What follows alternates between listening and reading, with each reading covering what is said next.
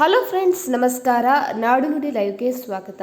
ಸ್ನೇಹಿತರೆ, ಇದೀಗ gas cylinder booking ವಿಚಾರವಾಗಿ ಕೇಂದ್ರ ಸರ್ಕಾರ ಮಹತ್ವದ ಸುದ್ದಿಯೊಂದನ್ನು ಪ್ರಕಟ ಮಾಡಿದೆ. ಇದೀಗ ಮಾರ್ಗಸೂಚಿಯನ್ನು ಕೇಂದ್ರ ಸರ್ಕಾರ ಪ್ರಕಟ ಮಾಡಿರುವಂಥದ್ದು. ಹಾಗಿದ್ರೆ ಏನು, ಈ ವಿಡಿಯೋವನ್ನು ಕಂಪ್ಲೀಟ್ ಆಗಿ ವಾಚ್ ಮಾಡಿ. ದೇಶದಾದ್ಯಂತ LPG ಸಿಲಿಂಡರ್ ಬಳಕೆದಾರರಿಗೆ ಕೇಂದ್ರ ಸರ್ಕಾರ ಮತ್ತು ತೈಲ ಕಂಪನಿಗಳು ಹೊಸ ಮಾರ್ಗಸೂಚಿಗಳನ್ನು ಬಿಡುಗಡೆ ಮಾಡಿವೆ.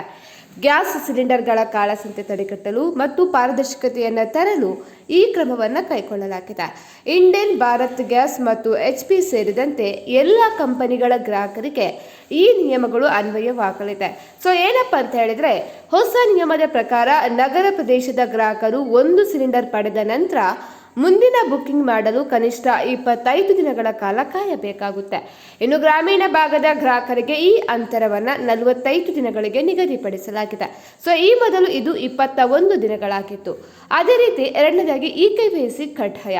ಎಲ್ಲ ಗ್ಯಾಸ್ ಗ್ರಾಹಕರು ತಮ್ಮ ಆಧಾರ್ ಸಂಖ್ಯೆಯೊಂದಿಗೆ ಬಯೋಮೆಟ್ರಿಕ್ ಅಥವಾ KYC ಮಾಡಿಸುವುದು ಕಡ್ಡಾಯವಾಗಿದೆ.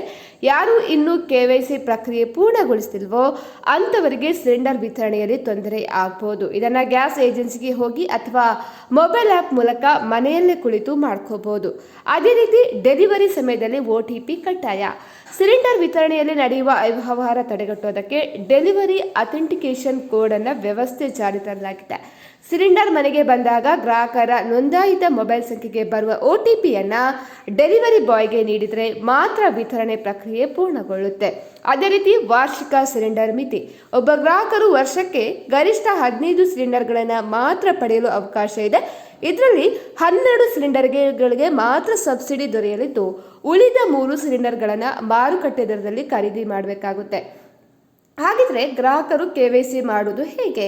ಗ್ರಾಹಕರು ತಮ್ಮ ಗ್ಯಾಸ್ ಕಂಪನಿಯ ಅಧಿಕೃತ ಆ್ಯಪ್ಗಳಾದ Indian oil one, hello, BPCL ಅಥವಾ ಪೇಟಿಎಂ ಅಥವಾ ಫೋನ್ಪೇ ಮೂಲಕ ಅಥವಾ ನೇರವಾಗಿ ಗ್ಯಾಸ್ ಏಜೆನ್ಸಿಗೆ ಭೇಟಿ ನೀಡಿ ಆಧಾರ್ ಕಾರ್ಡನ್ನು ಸಲ್ಲಿಸುವ ಮೂಲಕ KYC ಅಪ್ಡೇಟ್ ಮಾಡಬಹುದು. ಸ್ನೇಹಿತರೆ, ಈ ಬಗ್ಗೆ ನಿಮ್ಮ ಅನಿಸಿಕೆಯನ್ನು ಕಮೆಂಟ್ ಮಾಡಿ ತಿಳಿಸಿ. ಅದೇ ರೀತಿ ಮತ್ತಷ್ಟು ಅಪ್ಡೇಟ್ಗಾಗಿ ನಮ್ಮ ಚಾನಲನ್ನು ಕೂಡ ನೀವು ಸಬ್ಸ್ಕ್ರೈಬ್